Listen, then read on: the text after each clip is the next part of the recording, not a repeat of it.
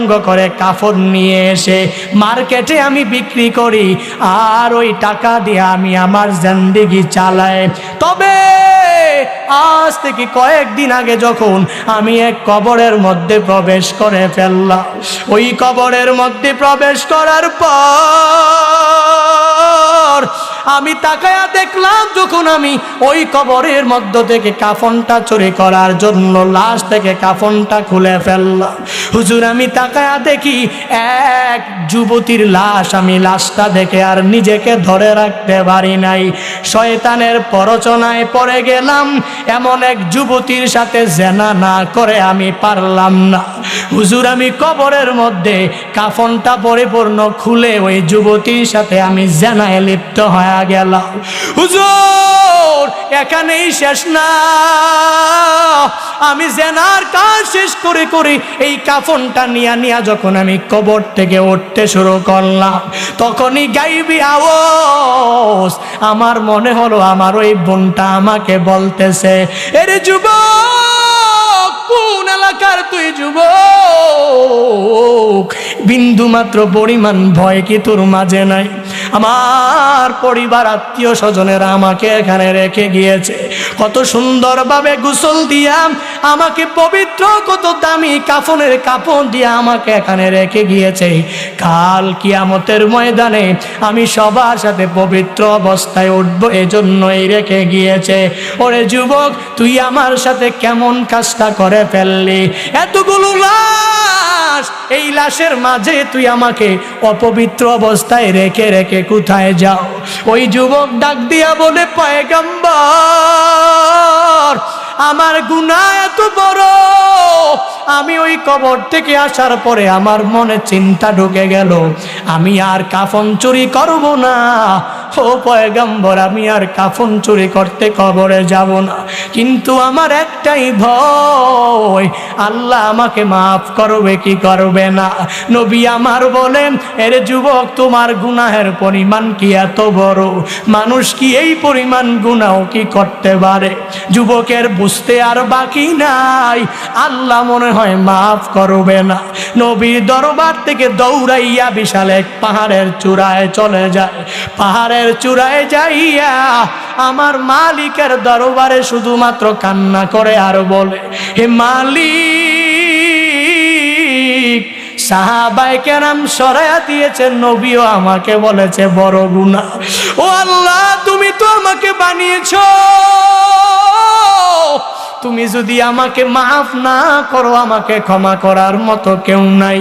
সাইয়্যিদুল ইস্তিগফারের মতো ওই বড় দোয়া যখন ওই যুবক করতে থাকে, আল্লাহুম্মা আনতা রাব্বি লা ইলাহা ইল্লা আনতা খলাকতানি ওয়া আনা আবদুক ওয়া আনা আলা আহাদিক ওয়া ওয়াদিকা মাস্তাতআতু আউযু বিকা মিন শাররি মা সানাতু আবুউ লাকা বিনি'মাতিকা আলাইয়া আবুউ যামবি বিযামবি ফাগফিরলি ফাইন্নাহু লা ইয়াগফিরুয যুনুবা ইল্লা আনতা। ওই যুবক শুধুমাত্র আল্লাহর দরবারে এই বলে কান্না করে, হে মালিক, আমি জানি আমার গুনাহের পরিমাণ অনেক বড়, তো আল্লাহ তুমি তো আমাকে সৃষ্টি করেছো, তুমি যদি মাফ না করো, আমার মাফ করার যার কোনো জায়গা নাই, আমাকে ক্ষমা করার মতো অ্যাবিলিটি কারো মাঝে নাই। ও আল্লাহ, তুমি তো তোমার বান্দাকে বানিয়েছো, ও আল্লাহ, তুমি তো তোমার বান্দাকে মাফ করে দিবা। 40 দিন ওই যুবক পাহাড়ে চূড়ায় দাঁড়ায় দাঁড়ায় কান্না করে। আল্লাহ দেখে কি দেখে না? আল্লাহ বলেন, ও জিবরাইল, যা যা আমার নবীর কাছে গিয়া জানা দে, নবীকে 2টা প্রশ্ন করবি, 3 বারের সময় ক্ষমার কথা জানা দিবে। জিবরাইলকে আল্লাহ তাআলা যখন আদেশ দিয়া দিল, জিবরাইল আমার নবীর কাছে এসে রহমাতুল লিল আলামিনকে এক নম্বরে প্রশ্ন করে, পয়গম্বর আপনি বলেন এ বিশাল আসমান আর জমিন কে বানিয়েছে? নবী আমার বলেন আসমান আর জমিন আল্লাহ বানিয়েছেন। আবার প্রশ্ন করেন, ও পয়গম্বর আসমান আর জমিনের উপরে নিচে সব জায়গায় যারা আছে এদের প্রত্যেকের রাজ্জাক কে? এদের প্রত্যেকের রিজিক দাতা কে? এই কথা বলার পরে নবী জবাব দিলেন, আমি সহ যারা এই দুনিয়াতে আছে সবার রিজিকের ব্যবস্থা আল্লাহ করেন।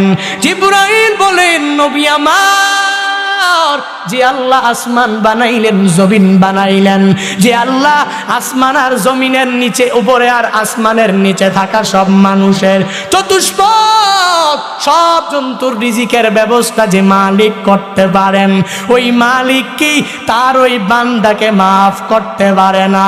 আপনি আপনার সাহাবীকে ওই যুবকের কাছে পাঠায়া দেন, আর যুবককে আল্লাহর পক্ষ থেকে ক্ষমার সুসংবাদ দিয়া দেন।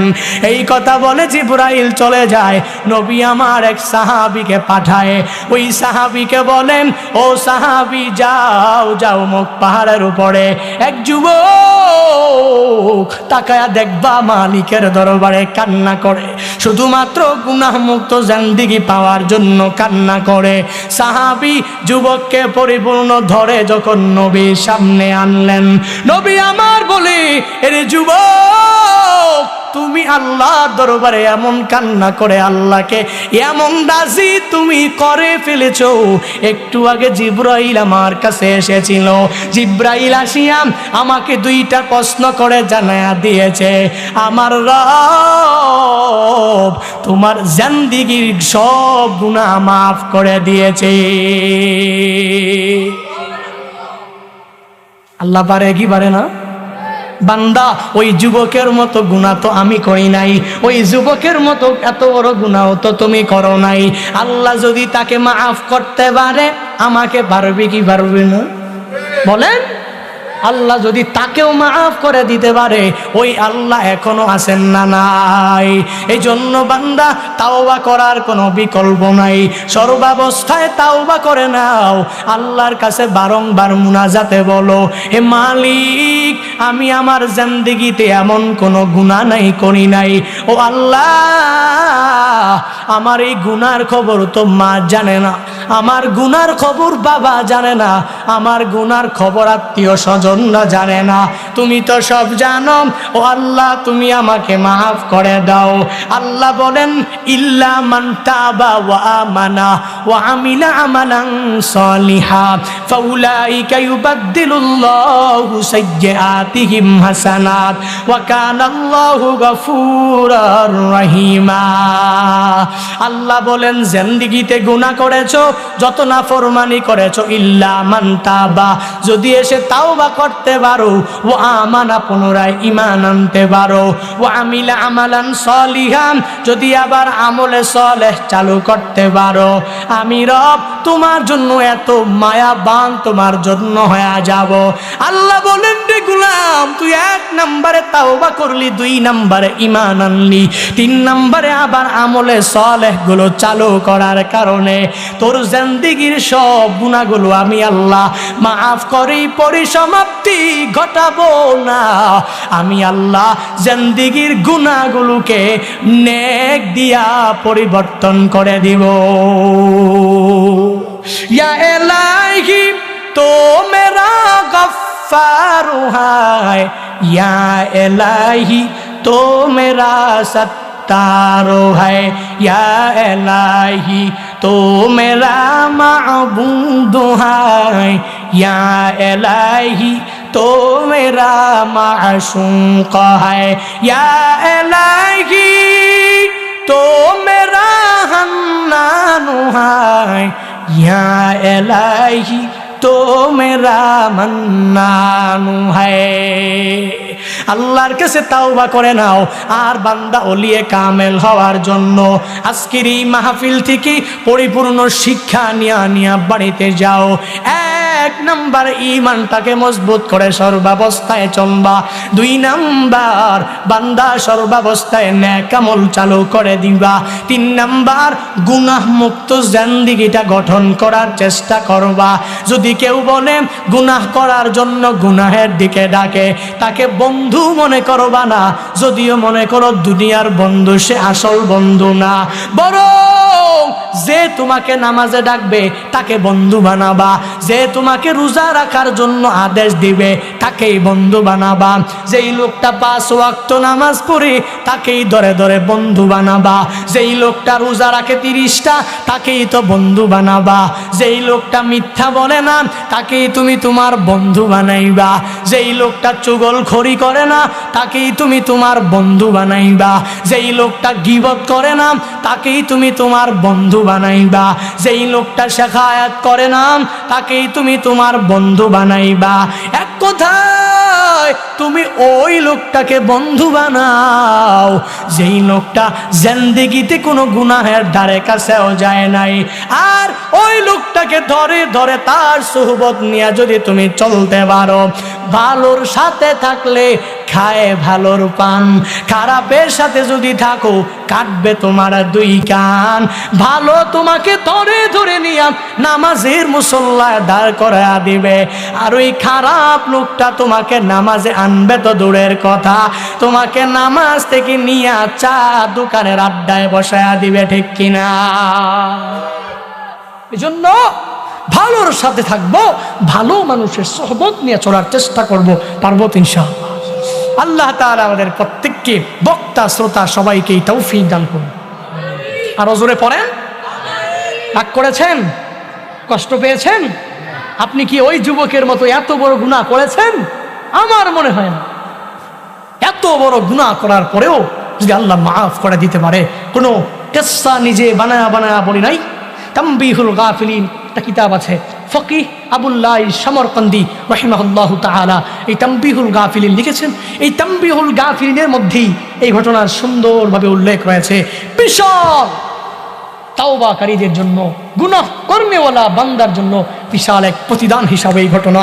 যদি শিক্ষা নিয়ে বাড়িতে যেতে পারি তো আমি মাওলার কাছে ফিরে যেতে পারবো। আমার কত বড় গুনাহ, তো আমার গুনার কাছে আল্লাহর রহমত অনেক অনেক বড়, রহমতের কাছে গুনাহটা অনেক ছোট, ঠিক কিনা? এই জন্য আল্লাহর কাছে তাওবা করি। আল্লাহ, আমরা ইতিপূর্বে রোজা রাখি নাই।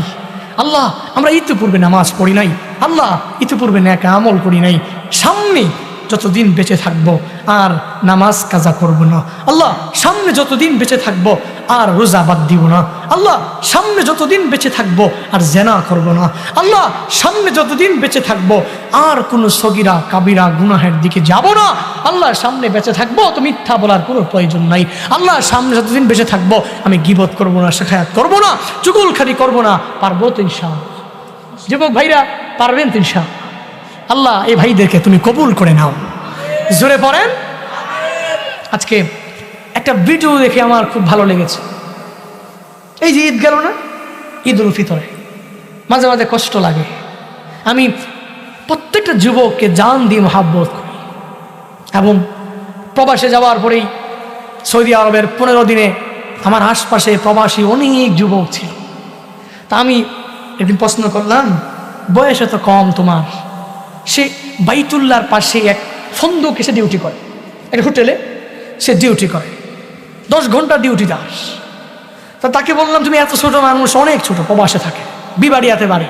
আমার কথা যখন শুনছে দৌড়ে আসছে, আমার ফন্দক সার্চ করে অনেক কষ্ট করে পেজ থেকে নাম্বার টাম্বার নিয়ে দেখা করো, বড় শখ। তো একদিন অনেকগুলো যুবক হয়ে গেল। আমি বললাম, কারণ কি এত যুবক সামনে কেন? আমার মুরব্বী টুরব্বী কেউ নাই, বয়স্ক টয়স্ক আমার থেকে বড় আর কেউ নাই, সব সমবয়সী হলে কেমনে হবে? হুজুর, প্রবাসে এমন কোনো যুবক নাই আপনার বয়ান শুনে। আলহামদুলিল্লাহ, প্রবাসের প্রত্যেকটা যুবক আপনার জন্য বড় পাগল। এরা অনেক বয়ান শুনে, আপনার অনেক বয়ান শুনে। এবং আমিও খেয়াল করেছি, মসজিদে নববীতে আমি নবী রওজায় সালাম দিব, এমন অবস্থায় ওই জায়গায় গিয়ে দিই বিশাল এক যুবকদের টিম। কোথেকে আসছো? হুজুর, আমি রিয়াদ থেকে আসছি। তো বাড়ি কোথায়? হুজুর, বিবাড়িয়াতে বাড়ি। এরা অনেকগুলো যুবক একসাথে রিয়াদ থাকে। তো এখানে নবীজি রওজায় সালাম দেওয়ার জন্য এসেছে, সব একসাথে দেখা করছে। তো যুবকদেরকে একসাথে নিয়ে জিজ্ঞেস করলাম, কারণ কি? বলে, আপনাকে তো অনেক ভালোবাসি। কারণ কি? আপনি তো আমাদের মতো বয়স, কিছু কিছু কথা বলেন আমলের কথা, এগুলো শুনে শুনে কিছু আমল করার চেষ্টা করি। এখনো আমার দেখাইলো আমাকে ইউটিউবে, দেখেন আপনার প্রত্যেকটা বয়ান ডাউনলোড করা। নিজে অনেক উৎসাহ পেলাম যে এই যুবকদের জন্য আমার এই কথাগুলো চির অম্লান হয়ে থাকবে। আমি থাকবো না আমার এই আমলের কথা যুবক শুনে শুনে আমল করবে।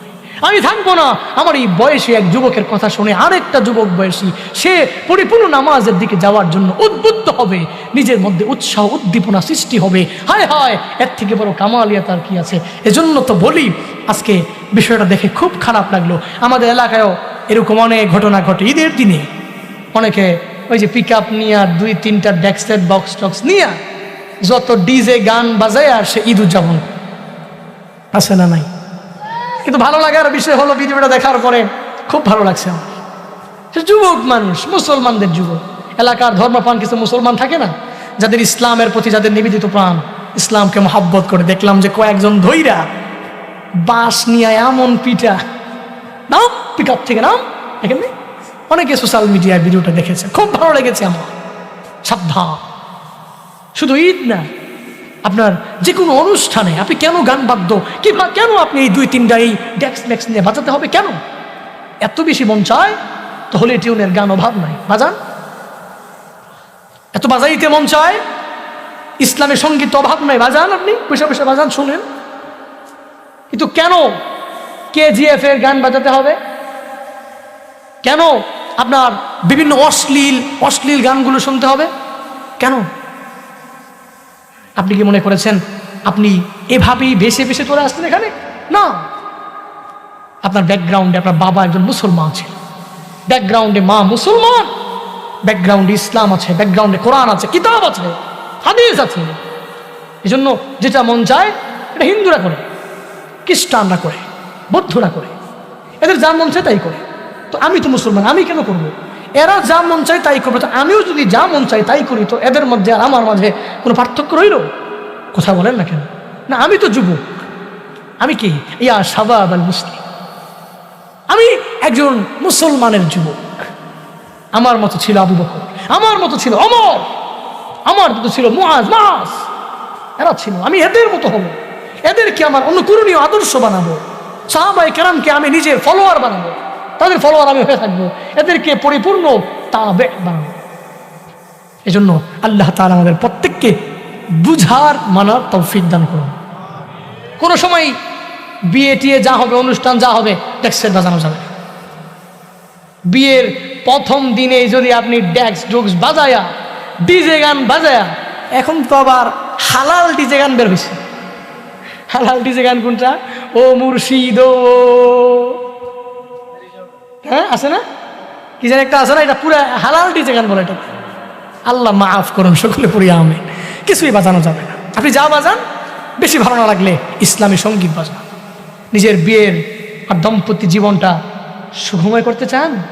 তা আমি তো বলি আপনি অন্য কিছু করা লাগবে না, শুধুমাত্র সুন্নাহ অনুযায়ী বিবাহটা করেন যুবক ভাইরা, আর কিচ্ছু লাগবে না। আমি তো এক অবিবাহিত পারসন, তো যখন আমি বিবাহ করবো ইনশাআল্লাহ নিয়ত করেছি সুন্নাহ অনুযায়ী প্রত্যেকটা কাজ করব। দেখেন আমার সামনে এই যে মাহবুব ভিডিও করে, এত ভালো মানুষ, আমাকে বলেছে, ওয়াদা দিয়েছে যে হুজুর আমি বিবাহ করব, একদম বিলকুল পুরা যা আছে সব সুন্নাহ। ওই দিন আমাকে বলতেছে সুন্নতি কোনো ড্রেস আছে কিনা আমাকে বল।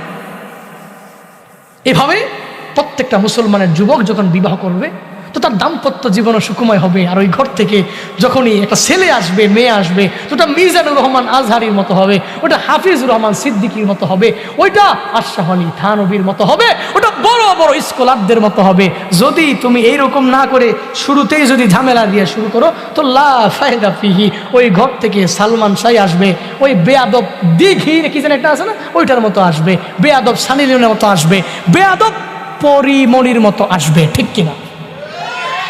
সাবধান, সাবধান প্রিয় ভাইরা। আল্লাহ আমাদের প্রত্যেককে মাফ করেন, আল্লাহ আমাদের প্রত্যেককে জবান হেফাজত করার তৌফিক দান করেন, আল্লাহ প্রত্যেককে জীবনে একবার হলেও মক্কা মদিনা যাওয়ার তৌফিক দান করেন, যারা গিয়েছেন বারংবার যাওয়ার তৌফিক দান করেন। আমরা যারা খুব করে বারংবার নিয়ত করেছি, আল্লাহ আপনি কবুল করেন। সবাই বলেন না আমিন, বলেন না। যদি কবুল হয়ে যেত হয়ে গেল আলহামদুলিল্লাহ। আল্লাহ জীবনে একবার হলেও দিদার যদি নসিব না হয়, মদিনায় নবী রওজার সামনে গিয়া সালাত সালাম পৌঁছানোর তৌফিক প্রত্যেকটা বাংলাদেশি, গরিব থেকে নিয়ে ধনী, প্রত্যেকটা মুসলমানকে তুমি তৌফিক দিও। বাইতুল্লাহ মাতাফে দাঁড়িয়ে রবের দিকে তাকিয়ে এই দোয়াই করেছিলাম, আল্লাহ বাংলাদেশের মানুষ এই বাইতুল্লাহর জন্য অনেক পাগল। হায় হায় কি এক জাদু এখানে মিশে আছে, কি এক রওজা, এই রওজায় কি জাদু মিশে আছে। হায় হায়, মানুষ পাগল হয়ে যায়। এখন তো করোনা, হাজরে আসওয়াদে চুমু দেওয়া যায় না। ভিডিও ক্লিপগুলো দেখলে মাঝে মাঝে চোখের অজান্তেই পানি ঝরে, যে আমিও তো এক হাজি, আমিও তো এই হাজরে আসওয়াদে নিজের ঠোঁটে চুমু দিতে পারিনি। হায় হায়, আমার ভাগ্যে হয়নি, কারণ করোনার কারণে তো বিশাল এক ডিস্টেন্স, অনেক দূর থেকে বিসমিল্লাহি আল্লাহু আকবার, জাস্ট এতটুকু আমরা দোয়া করি, আল্লাহ করোনা যা কিছু আছে মহামারী, তাদের অন্তরে যা কিছু ঢুকছে, এই অন্তর থেকে সব কিছু পরিষ্কার আপনি করে দেন। পড়ে না আমিন।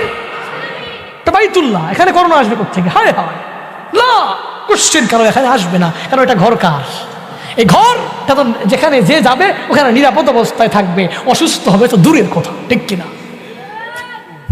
বুড়া মানুষ হাঁটতে পারে না, এহরাম পড়তে পারে না, আরেকজনে পড়াই দিচ্ছে। বাংলাদেশ থেকে তো এহরাম পড়া লাগে, এয়ারপোর্ট থেকে এহরাম পড়া। মাইন্ড করতেছেন আপনারা? রাগ করতেছেন? আমি আবেগ ধরে রাখতে পারি না, আসলে কি করবো, শুধু ভাসে চোখে আমার, কি এক জায়গায় গেলাম রে। হায় হা, বুড়া মানুষ হাঁটতে পারে না, এহরাম পরে দিছে আরেকজনে, এহরাম পরে উঠছে বিমানে। বিমানে হায় হায়, অসুস্থ অসুস্থ একজন লোক, কে সে? ওই যে লোক এত অসুস্থ, বিমান পুরো চিন্তিত যে এই লোক তো যদি মারা যায়। কয়েকবার মাইক দিয়ে এলাম হয়েছে যে এই লোককে, এই লোককে, এই লোকের কেফেলায় কে আছেন না আছেন, উনি খুব অসুস্থ, মনে হয় মারা যাবে। হায় হায়, কি এক হালাত। এই অসুস্থ লোকটা বিমান থেকে নামার পরে জেদ্দাতে গেছে, জেদ্দা থেকে নামার পরে বাসে উঠছে, বাসে উঠে বাক্কায় গিয়েছে। হায় হায়, আমি দেখলাম এই লোক টকবকে যুবকের মতো তাওয়াফ করছে। এটাই খেলা, এটা বাইতুল্লাহ, এটা মক্কা, এটা পবিত্র শহর। যে যাবে ওখানে অনেক অসুস্থতা নিয়ে যাবে, সুস্থ বানিয়ে দিবেন কে? আমি আমার পার্সোনাল একটা বলি, আমার ব্যক্তিগত একটা কথা, আমি বিভিন্ন বাড়িতে খানা খাওয়ার কারণে গ্যাস্ট্রিকের প্রবলেম করে, স্বাভাবিকভাবেই খানা না খাইলে মানুষ রাগ করে। এই যুবক ঘড়ি দেখতেছে, অনেক রাত হয়ে গেছে যুবক না, হ্যাঁ ঘড়ি দেখতেছে, মনে হয় ইয়া আল্লাহ রাত হয় নাই, কিসের রাত, কত রাত গেছে গা, এমনি গাইটা গেছে, ঠিক কিনা? ও আচ্ছা, ফজরের দিকে খেয়াল রাখতাম। ইনশাআল্লাহ সবাই ফজর করবে তো, ইনশাআল্লাহ পড়বেন তো ইনশাআল্লাহ। আচ্ছা, আমি সব ওয়াদা করাই নিব ইনশাআল্লাহ। শেষ করে দিই এই ঘটনা বলে, আমার ব্যক্তিগত একটা ঘটনা। সেটা হলো, আমি গ্যাস্ট্রিকের ওষুধ প্যান্টোনিক্সের একটা পাতা, এটা আমার কাছে সবসময় থাকেই, সবসময় থাকে, প্রতিদিন একটা দুইটা খাওয়াই লাগে প্রোগ্রামের সময়। 1 তারিখ 1 এপ্রিল ছিল আমার লাস্ট প্রোগ্রাম, মানে পরের দিন রমজান, ওটাই ছিল আমার লাস্ট প্রোগ্রাম বাংলাদেশে। কি হলো, আমি 1 তারিখেও গ্যাস্ট্রিকের ওষুধ 2টা খাইলাম একদিনে। কিন্তু মালিকের কুদরতের কি কারিশমা, আল্লাহু আকবার। আমি প্যান্টোনিক্সের 2টা পাতা নিলাম, আমার লাগে না, আমার লাগবে, ওখানে গেলে এগুলো পাইতে খুব দুষ্কর, পাওয়া যায় না। আমি এই প্যান্টোনিক্সের পাতা নিয়ে 15 দিন পর্যন্ত মক্কা মদিনায় থাকলাম। গ্যাস্ট্রিক কি, গ্যাস্ট্রিকের ঔষধ কি, ওটা আমি ভুলে গিয়েছিলাম। এই জিনিসটা খুব অন্তর নাড়া দিয়েছে আমার। হাই হাই, এ কেমন জায়গা, কেমন জায়গা এটা। যদি বলেন যে হুজুর না, ওরা তো খুব ফ্রেশ খাবার খায়, এজন্য হয়তো না। আমার সাথে আর কয়েকজন, ওনাদের আগেও যেরকম ছিল, এখনো প্রায় একটু একটু গ্যাস্ট্রিক আছে, সে মাঝে মাঝে খাইতো 2-3 দিন পর একটা একটা। কিন্তু আল্লাহর কি কুদরতের কারিশমা, এই বান্দা 15 দিন যে ডেলি একটা করে খায়, 15 দিন গ্যাস্ট্রিক কি সে ভুলেই গেছে। এটাই রবের খেলা, এটা মক্কা। ওখানে আপনি যাবেন তবে সুস্থ হয়ে যাবেন, ওখানে আপনি যাবেন তো মনে হবে রহমত সরাসরি আসমান থেকে নাযিল হচ্ছে।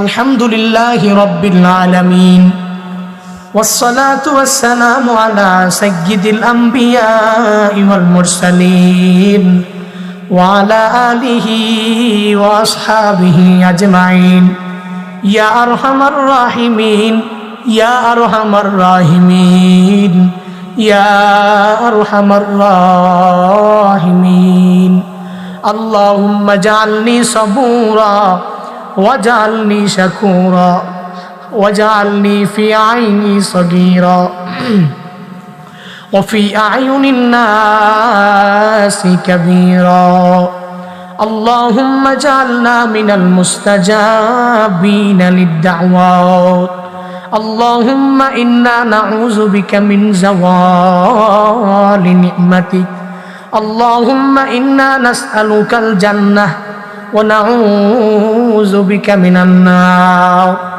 اللهم إنا نعوذ بك من زوال نعمتك وتحول عافيتك وفجاءة نقمتك وجميع سخطك يا رب العالمين ربنا ظلمنا أنفسنا وإن لم تغفر لنا وترحمنا لنكونن من الخاسرين ربنا آتنا في الدنيا حسنة وفي الآخرة حسنة وقنا عذاب النار ربنا لا تؤاخذنا إن نسينا أو أخطأنا ربنا ولا تحمل علينا إصرا كما حملته على الذين من قبلنا ربنا ولا تحملنا ما لا طاقة لنا به واعف عنا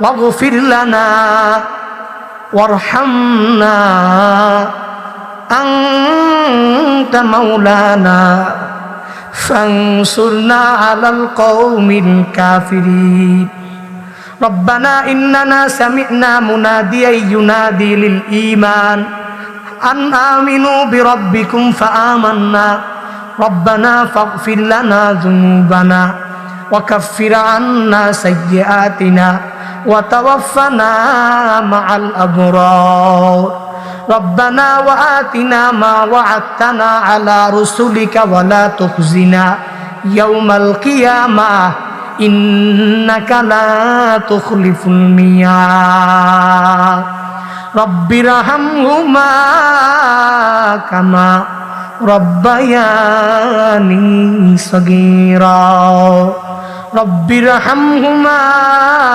كما ربياني صغيرا ওরে দয়ার মালিক কুদরতের নজর দিয়া তাকায়া দেখেন রে আল্লাহ হায় আল্লাহ এই ময়দানে আপনার কত আশিকিন বান্দা হাজির আপনার কত জাকিরিন শাকিরিন মুসল্লুন বান্দা হাজির হায় আল্লাহ আপনার এই বান্দাদেরকে নিয়ে আমি গুনাহগার আমার মতো গুনাহগার কেউ নাই আয় আল্লাহ জিন্দেগির রাশি রাশি পাহাড় পরিমাণ গুনাহ নিয়ে আপনার এই বান্দাগুলোকে নিয়ে গভীর রাত আপনার দরওয়াজায় ফিরে আসলো ও আল্লাহ জিন্দেগিতে এমন গুনাহ করেছি যেই গুনার খবর মা জানে না যেই গুনার খবর বাবা জানে না যেই গুনার খবর আত্মীয় স্বজনরা কেউ জানে না আয় আল্লাহ আপনি তো সব জানেন আয় আল্লাহ আপনার দরওয়াজায় আমরা সবাই ফিরে আসলাম জিন্দেগির সব গুনাহগুলো মাফ করে দেন আল্লাহ ওরে দয়ার মালিক এই ময়দানে তিন শ্রেণীর লোক নিয়ে তোমার দরওয়াজায় হাত বাড়াইলা কারো জনম দুঃখিনী মা নাই কারো আব্বা দুনিয়ায় বেঁচে আছে রে আল্লাহ কারো আব্বা নাই আম্মা দুনিয়ায় বেঁচে আছে রে আল্লাহ কেউ এরকম এতিম মাও নাই বাবাও না আয় আল্লাহ যাদের মা নাই মার কবর তুমি জান্নাতের বাগান বানাও ও আল্লাহ যাদের বাবা নাই বাবার কবর তুমি জান্নাতের বাগান বানাও। ও আল্লাহ, মাহারা কত এতিমের দল এই গভীর রাতে চোখের পানি ফালায়া মার জন্য কান্না করে। ও আল্লাহ, এই গভীর রাতে বাবা হারা সন্তানেরা কান্না করে। আয় আল্লাহ, নিজের মার জন্য, বাবার জন্য, আয় আল্লাহ, এই কান্নার পানিগুলো আপনি ফিরাইয়া দিয়েন না রে আল্লাহ। ও আল্লাহ, এরা তো এমনিতে এক নম্বরে মা হারা, আবার তারা তো বাবা হারা। আবার তুমি যদি ফিরাইয়া দাও, আয় আল্লাহ, যাওয়ার মতো আর জায়গা নাই। আয় আল্লাহ, তোমার দরওয়াজা ছাড়া আর কারো দরওয়াজা নাই। আয় আল্লাহ, মাহারা সন্তানদেরকে পরিপূর্ণ ধৈর্য শক্তি দাও। আয় আল্লাহ, মার কবর জান্নাতের বাগান বানাও। বাবাহারা সন্তানদেরকে ধৈর্য শক্তি দাও। আয় আল্লাহ, বাবার কবর জান্নাতের বাগান বানায় দাও। আমাদের যাদের আব্বা আম্মা বেঁচে আছেন, মা বাবার দোয়া নিয়ে চলার তৌফিক দান করুন। আয় আল্লাহ, মা বাবার চেহারার দিকে তাকায়া কবুলিয়াত হজ উমরা কামাই করার তৌফিক দাও। আয় আল্লাহ, মা বাবার হায়াতে বরকত বাড়ায়া দাও। আয় আল্লাহ, মা বাবাকে আরো অনেক দিন মা বাবা বলে বলে পরাণ ঠান্ডা করার তৌফিক দাও। ওরে দয়ার রব, জীবনে একবার হলেও মক্কা মদিনা যাওয়ার তৌফিক দাও। যারা যেতে পারে নাই, বারবার যাওয়ার তৌফিক দান করো। আয় আল্লাহ, কুদরতি খাজানা থেকে তুমি দিয়া দাও। আয় আল্লাহ, মক্কা মুকাররমা মদিনা মুনাওয়ারা না দেখাইয়া আজকের একটা শ্রোতাকেও মৃত্যু দিও না রে আল্লাহ। ওরে দয়ার মালিক, আজকের এই মসজিদের উদ্যোগের মাহফিলের আজকের এই মসজিদ তুমি কবুল করে নাও। আয় আল্লাহ, এই মসজিদের ইমাম সাহেব, খতিব সাহেবকে কবুল করে নাও। আয় আল্লাহ, মুসল্লিদেরকে তুমি কবুল করে নাও। আয় আল্লাহ, মসজিদের আন্ডারে যত মুসল্লিরা আছে সবাই যাতে করে 5 ওয়াক্ত নামাজ পড়ে মসজিদের হক আদায় করতে পারে। ও আল্লাহ, তুমি সবাইকে সেই তৌফিক দান করো। আয় আল্লাহ, মসজিদের অসম্পূর্ণ কাজ সম্পূর্ণ করার তৌফিক দাও। আয় আল্লাহ, মসজিদের দোতলা কাজ সম্পূর্ণ করার তৌফিক দান করো। আয় আল্লাহ, যারা যারা দান করেছেন, আয় আল্লাহ, প্রত্যেকের দানগুলা তুমি কবুল করে নাও। মসজিদের শুরু